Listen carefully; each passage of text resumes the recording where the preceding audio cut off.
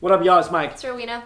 Pretty woman walking down the street. Pretty woman. Alright, that's all I know.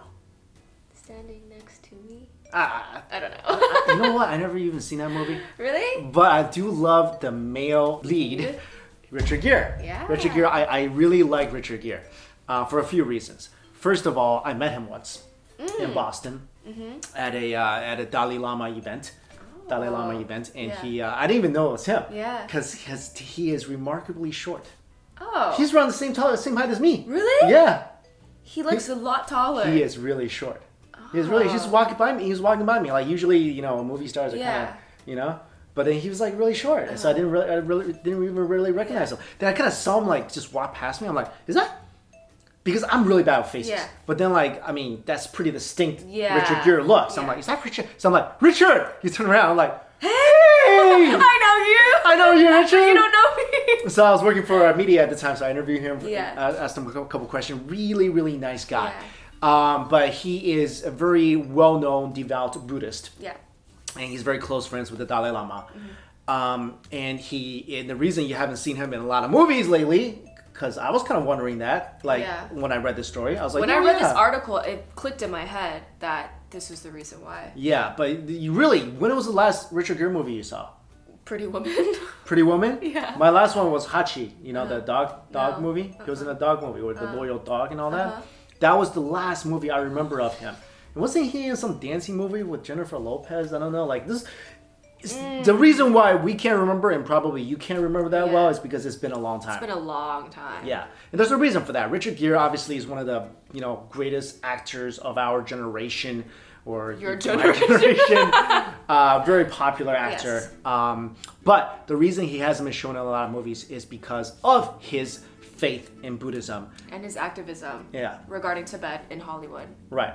And just in general. And we talked about this before. We said, right now, Hollywood, there is a huge China factor, especially now.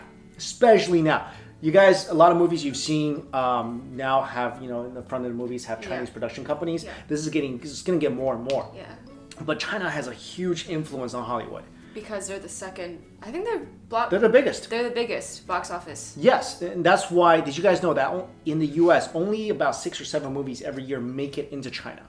But when they do, it's crazy. It blows out, yeah. Right, so that's why Hollywood always kowtows They are on their knees for Chinese. Exactly, so that's why they don't want to offend China anyway. And casting Richard Gere in their movies would do that, would really annoy Beijing. Because Richard Gere is actually banned in China. Yeah.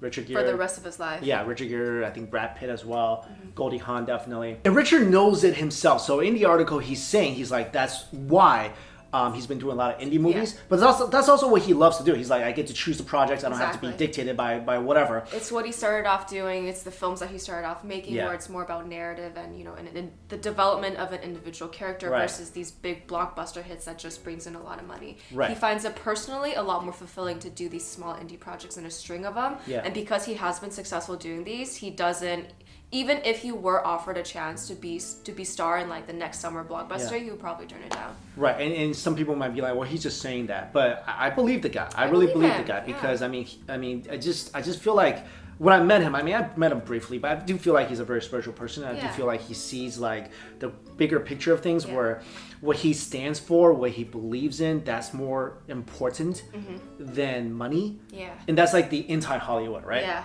So he has made a lot of money, so he doesn't really need to do this to bow down to anybody to kind of beg for roles. So he's done really well for himself. So that's why I feel like I really like this guy even more now, because he really stood his ground. Yeah. Like a lot of people, I don't know how many people would be like, okay, I need to work, I need to eat, so let me sell my soul. Yeah, do I need to make a concession to somebody? Yeah. Do I need to, do something to bring myself in a favor of Hollywood? Because right now, I don't know about you, but I do feel like Hollywood right now, it's getting more and more crazy. It's always been crazy, and it's just getting crazier and crazier. Well, I feel like Hollywood right now is very political. Oh, yeah. I feel like before, maybe it wasn't as much. I think it's always been, but now even more so with the involvement of the Chinese government. It's so political right now. I mean, right now we know that Hollywood is far left, and right now it's very much, got a lot of deals going on with China, which basically dominates the narrative in a lot of movies. So Richard Gere in 1997 Academy Awards, I believe, or maybe 93. He was never nominated for Academy Award. No, but he was presenting something. Right. And he brought up the Tibetan issue. Yeah. And he was banned from the Academy Awards for the rest of his life. That's crazy.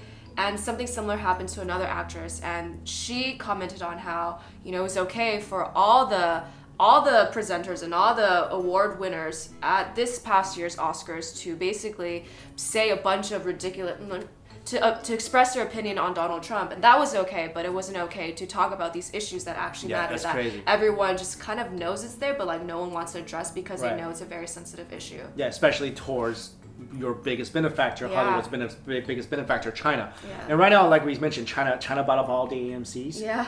I mean, they're buying up movies. I think they bought up Legendary. Yeah, they bought up Legendary Studios. Yeah. So it's getting more and more like control, because China movies and content, we all know, it's very much censored.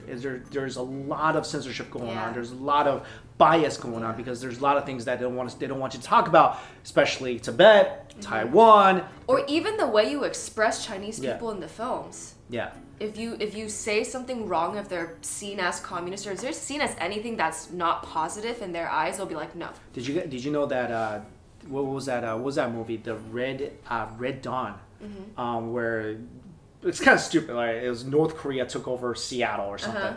You know what I'm talking about? That movie like a few years ago. Basically, North Korea. This is the stupidest thing I've ever heard in my life. This movie's dumb. All right, North Korea basically took over like part of Washington State. How does that even happen? It doesn't happen. Okay, but that was supposed to be China taking over, but they remade that movie into North Korea, so they can like please China. So this whole thing is kind of going crazy. But Richard, I mean, I applaud people like that who are willing to stand up for their principles, stand up for what's right, and not be swayed by money or fame or anything else. Really love that about this guy. So hey man, I mean, I know you probably wouldn't want to, but if you ever want to be on the YouTube channel, give me a holler. You don't remember me? I was that guy that talked to you. Okay, you don't remember me. But anyway, let us know your thoughts about this whole situation. How do you feel about Richard Gere? What was the last Richard Gere movie you remember? Thanks for watching.